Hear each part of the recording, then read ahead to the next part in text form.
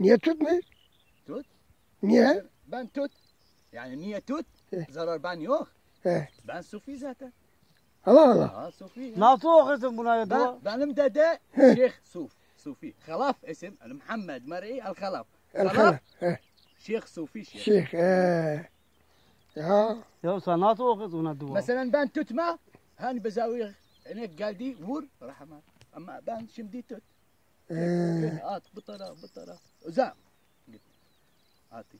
Hiçbir şey Kerdim o. Hasti. Kekar destemendi. Ulan tuttu seni. Sıkıntı yok. Ulan öylesin da. Bak. Foto. Sıkıntı yok. Zehri yok. Ulan yok. seni ne zehri yok seni. Yok. Zehir salarsa seni perişan eder ha. Yok. Eko. Bak seni doktora götüremiyorum ha. Şimdi öyle ısırır ki. Ha. Senin işi yok sen söyle. Yok. Bak doktora götürmem ha. Tamam götürme. O gerisi. İşte korkma ha. Lan parmağı tutmuş. Ya hiç sorma ya. Bu küçük parmağını. Tekek. Bak, Salih. Şimdi bak. He. Zehir nerede? Bek.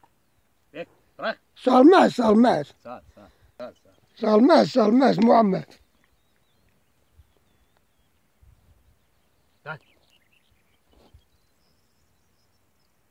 Duasına etkisi gitti ya. Sen kızdırdın onu ya. Bak Salih. Kan getirdi yanından ha. Olur yer. Kan getirdi ya.